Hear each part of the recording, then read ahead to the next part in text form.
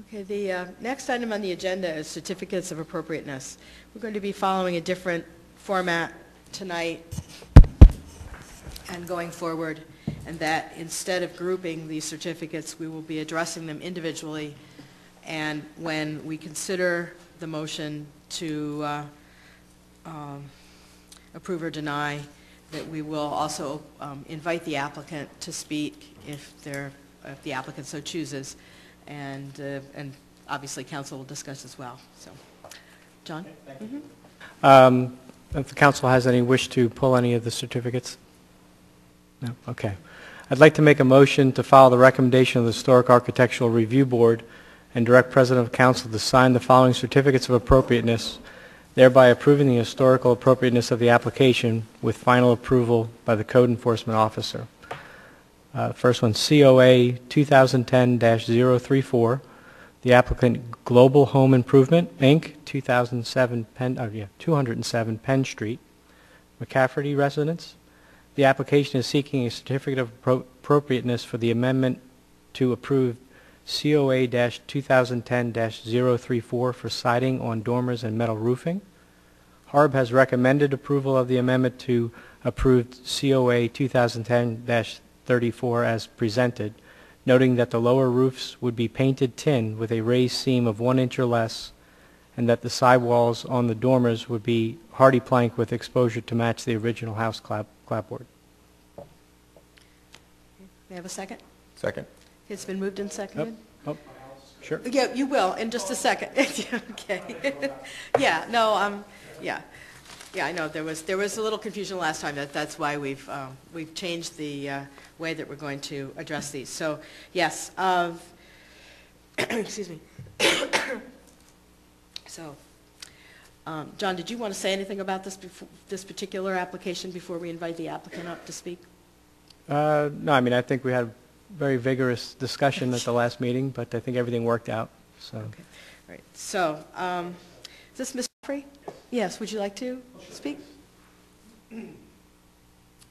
Speaking of finance and efficiency, to tie on to the presentation, there's only one change I want to request as a resident. I appreciate the siding on the dorms, and I appreciate the use of metal standing seam with the right width and height. But I would like to request the newer metal material, not the tin. Reason being is the tin costs more than the metal I'm looking for. The tin has to be repainted on a constant basis throughout the time. So it's more expensive to purchase, more expensive to upkeep. And the metal I'm looking for also gets a tax credit, energy tax credit.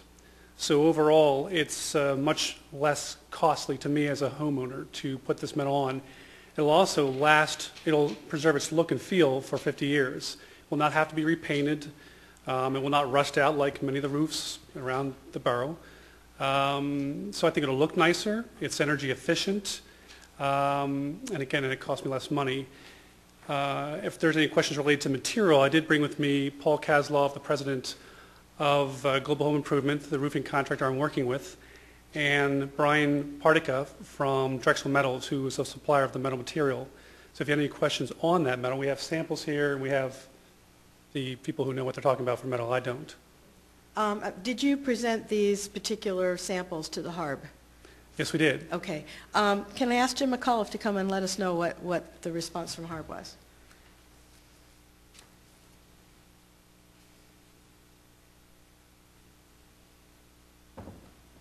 Hello, Jim McAuliffe, HARB Chair. We had a vigorous discussion at the last meeting about this. We did go back and forth over the proposed samples that he did bring to the meeting, the pre-finished steel as opposed to painted tin, which is a more traditional roofing that you'd see as a replacement roofing on existing houses in the borough. The concerns that came up at the meeting were the fact that it's a new material being used on an existing structure. And as you know, we've been trying to be very consistent about replacement materials on existing homes, siding, windows, doors, things of that nature. So this came up, it's a small amount of roofing over a porch and a dormer roof.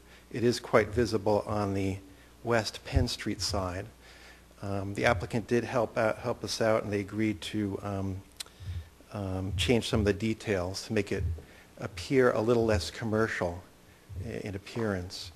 But the board in general felt that because it's a replacement material on an existing home, it was more appropriate that it be the more traditional painted tin as opposed to a new pre-finished steel panel. That was the basic consensus of the meeting. Okay. Thank you. Council, questions, comments? I guess I'm confused. Is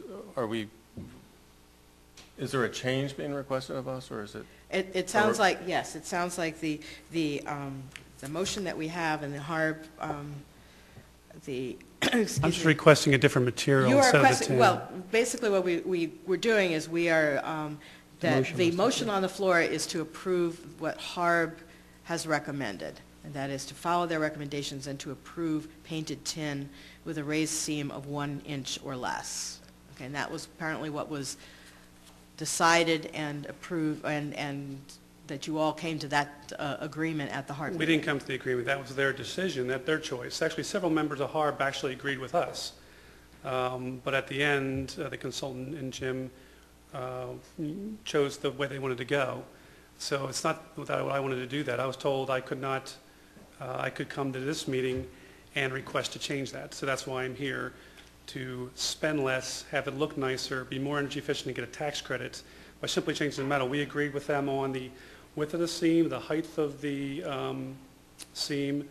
I just wanted to use a more updated metal instead of the tin, because I didn't want to have to paint it over and over and over again, and I wanted to look nice forever.